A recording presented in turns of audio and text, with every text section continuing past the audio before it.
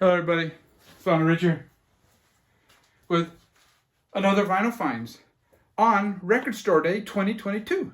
I just did a video, my favorite albums from 1973. I think that one made it. Check that video out if you haven't. Anyways, I kind of found this list to be a little uninspiring, I guess you could say. I mean, frankly, it was like a smelly, stinky turd, you know? It just didn't do anything for me for the most part. But going over the list, when I got to the store, it was surprising. I would say more than half of the titles, I had no clue on what they were. So I'm totally out of this loop. There were three things I was interested in. One more than the others.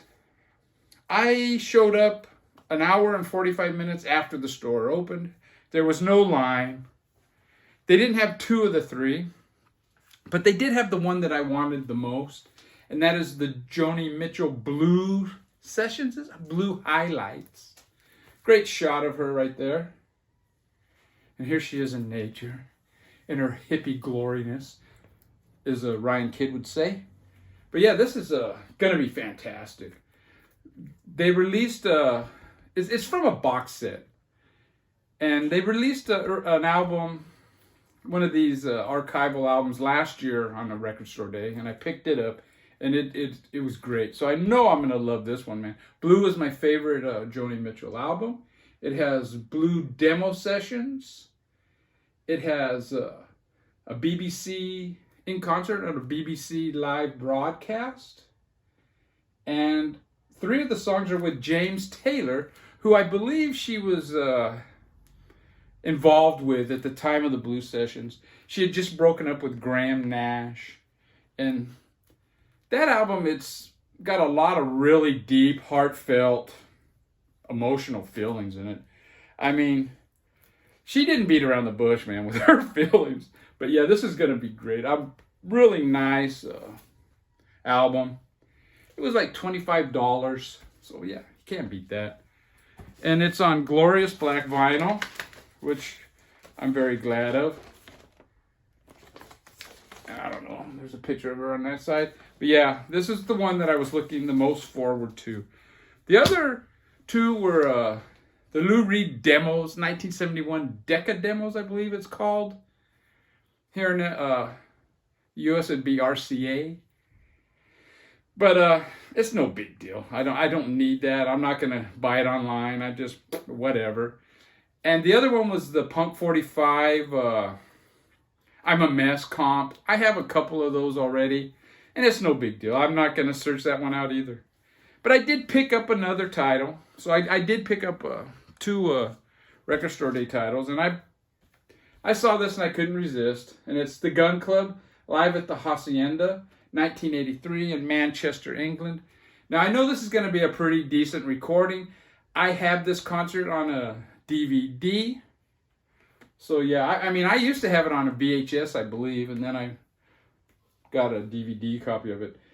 If I remember right, the first song kind of starts out kind of weird, where he's kind of moaning and groaning, but then they get into a really good groove.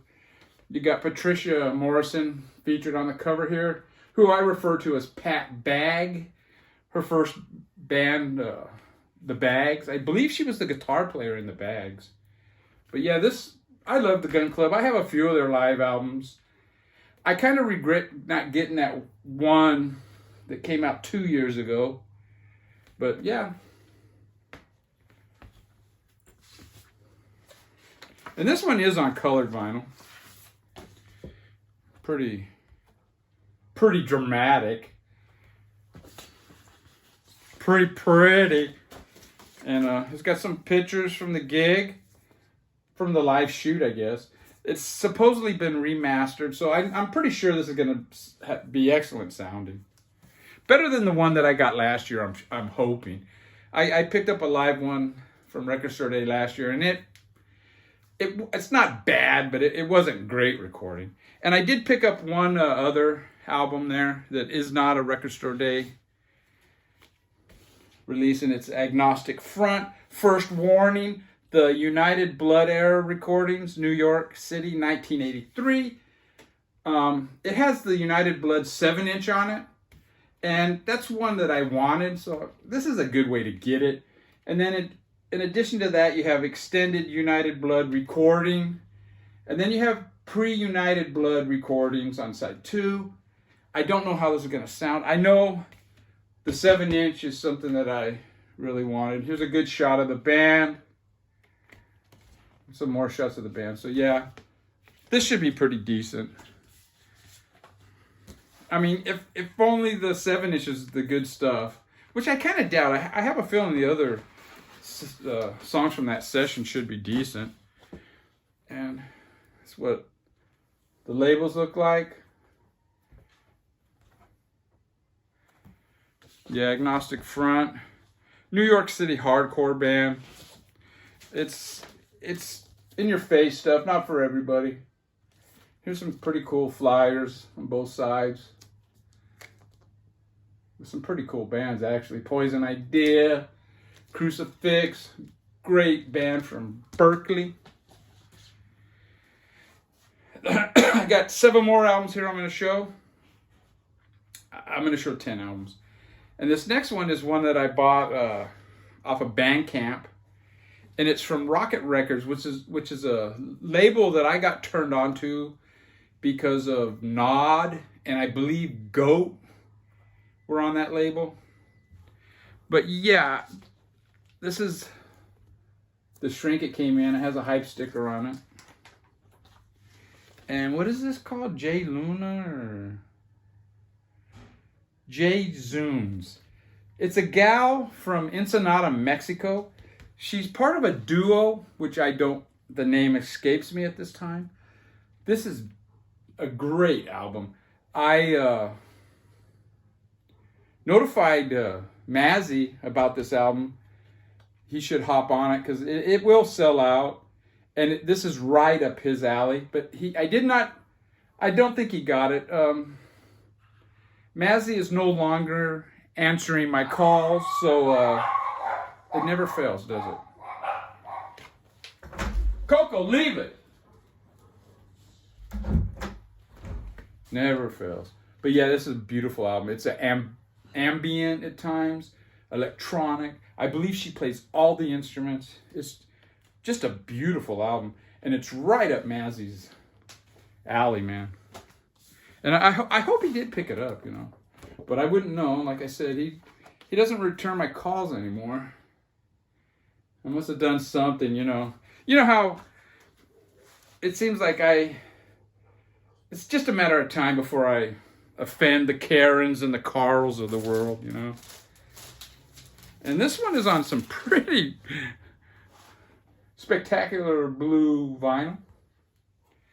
And yeah, Rocket Records, they release some good stuff. It is a UK label, so when you pay for shipping it, the records can be expensive. Well, they are expensive. But you never know if they're gonna, God damn. It's got folded in on itself here. Okay, there we go. I mean, it is a polyline. What the fuck? This is going bad. What the fuck? Oh, fucking broken half. Fucking what a dick. Now this next one, it's one I ordered more than 6 months ago. It finally came, and it's Ty Segall and the Freedom Band. It's recorded live at Occidental. It's the Levitation Sessions, it says. It's recorded live at the Occidental College. I believe is in the Malibu Hills, if I remember right. This could be part of that experimental tag. It's recorded outside, so it could be considered a field recording. But yeah, it's just, I saw these guys a few years back, the Freedom Band. They are hard-hitting, loud. It starts off with Manipulator, which is one of my favorite Ty Segall albums. And yeah, I pre-ordered this. I've watched, it is on, there is a video of this, and I have watched the video. Very good. And like I said, this just barely came in. I haven't even listened to this. And it's also on colored vinyl. And I'll be a little more careful with this record. You're fine. And that's what the labels look, or the inner sleeve looks like. Pretty cool. And it did come with another cover, which is signed by Ty Segall. Now that's, I mean, I don't even think a doctor could read that, you know? But it is, I mean, it is legit. And I do have a tour poster of his that he signed, and it's similar to that. And it also came with a cassette, which I'm going to leave sealed because cassettes suck. This next one, fantastic. It's Piece de Resistance, Bits and Pieces. Fantastic. Dude from Texas. Man, what's the name of I can't even remember the name of the band he's from. One of my favorite current bands. Oh, there's some stuff in there. He's a strange cat. I'm trying to think of the name of the band. He plays all the instruments on this. It's pretty raw, but it's very good. I mean, this guy has a great vocal delivery. I really dig his style. He kind of sounds like he's from England, you know, just the way he phrases things. He sounds like some of those early 70s punk singers, you know. Not snotty, though, but just, I don't know. It's just the way he comes off and his stage presence. Just fantastic. This is a great album. And it came with this little poster. See, he's a trippy looking dude there. And with all the words.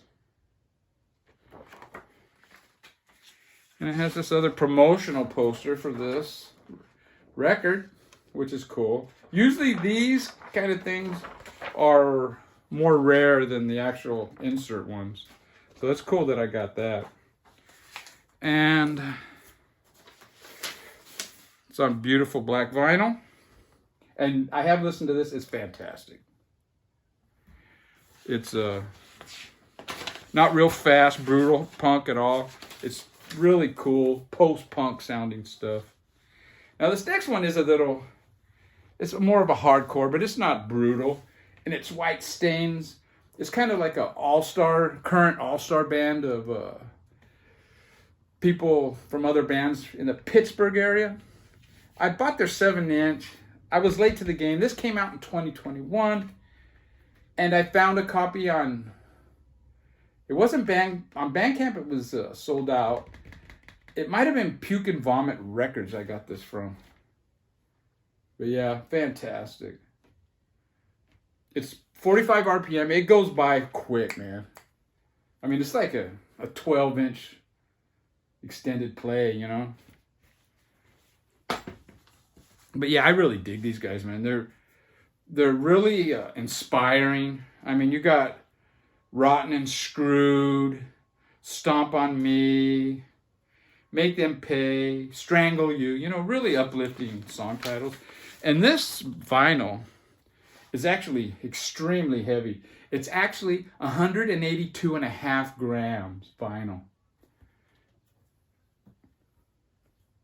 Cool labels. But yeah, they're great, dude. And if you look at these dudes, now this is the typical Disturbed guy that's in the band, you know. A lot of times like a negative approach, so he's actually the singer. You got this guy, the bald head dude, you know, the shaved head guy. And then you got two guys that actually look pretty cool. You got this guy here, who looks like, I think he looks like an Iranian from hell. And then this guy here, he's the actual coolest dude on the band, you know? He's the one I would do if I was a girl.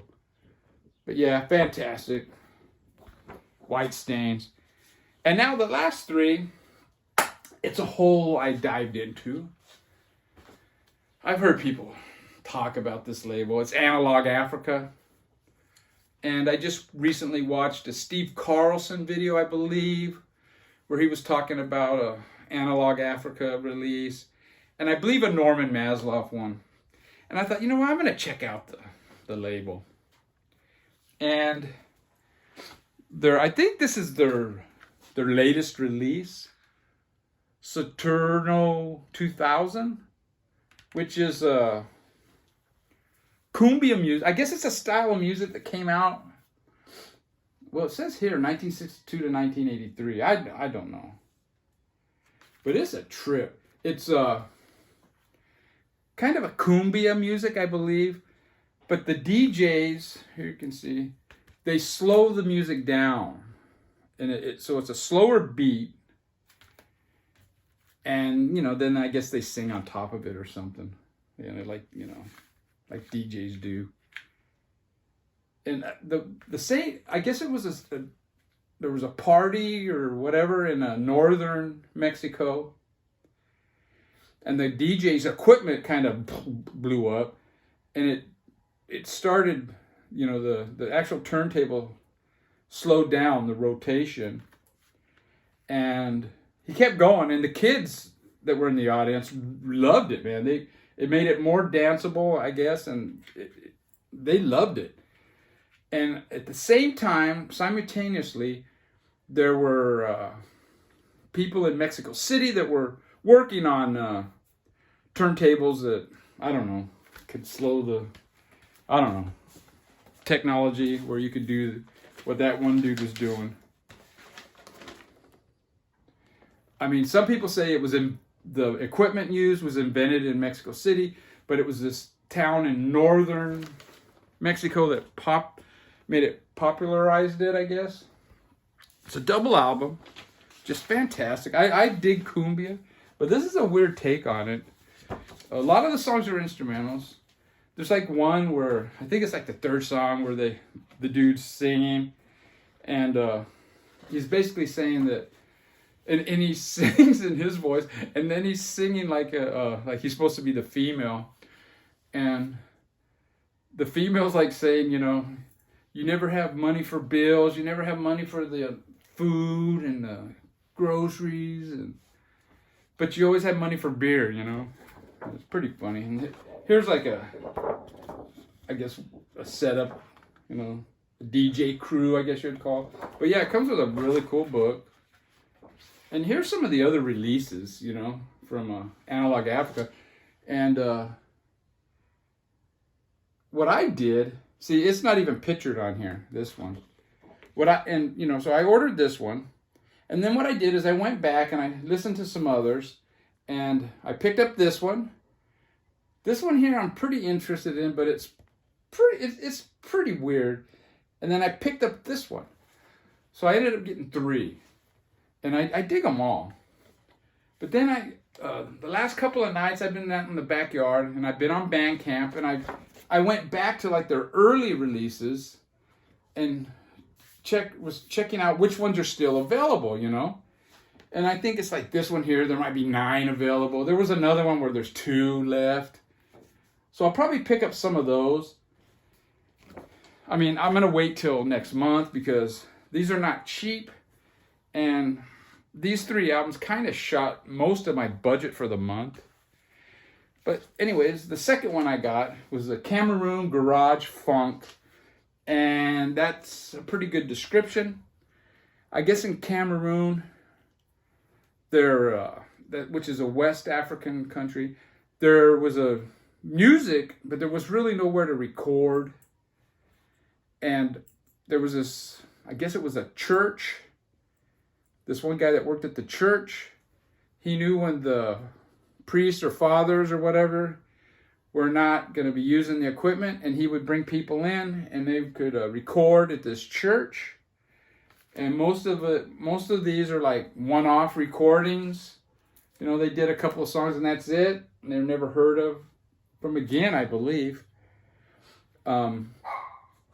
They used one mic, and for the one mic, they recorded everything. I mean, some of these bands have horns. I mean, it's a pretty raw feel to it, which is what I like. It has like a garage sound feel to it, and it is very funky. Some of the songs taken right out of the funky James Brown songbook, but yeah, very cool, dude. And this may be a rabbit hole I'm going down. I mean, I'm not going to go overboard. I mean, I dig these, but I don't need like 100 albums of this kind of stuff. Just a couple, you know, to whet my appetite. That's what I say now, but who knows? And this one comes with a really nice book. Really cool. Yeah. Yeah, look at these. Pretty cool book, man. I'm not as good as showing these as Jamie Cottle. This kind of shows that, you know. Yeah, really cool. And I got one more, and it's a single album.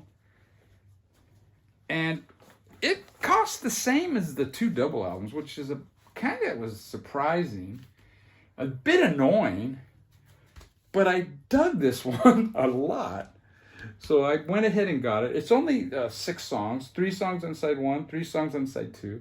I believe this guy actually released 1 single, and it's probably the first 2 songs. I'm not 100% sure. I haven't really read up on it. I mean, these only came in this week. And the other 4 songs are ones that were never released before. But this is really raw, garagey, no horns. The organ is prominently featured. I mean, it's organ-based. It's almost like organ-based garage rock feel and sound to it, but with a really funky groove. And I don't know. I don't know if this is my favorite of the 3, but I really dig this one, man. Just that rawness of it. Now, some of the other ones that I've been listening to, they're kind of better recorded albums, and I might pick up a couple of those, you know. And this is the labels. I mean, I remember people showing those Africa Scream albums, and I listened to those on Bandcamp, and I just kind of dig the rawness of this shit better, man. But yeah, I'm going to go through their back catalog, and I'll pick up a few more. But anyways, that's my record store day 2 finds and 7 other things that I recently came in the last few weeks. And I usually don't make a video. I usually make 1 video a week, you know, at the most. But I figured I got caught up. I was watching Record Store Day videos, so I thought I would make one. And anyways, take care, everybody. Hope you have a good Record Store Day. Call me, Mazzy.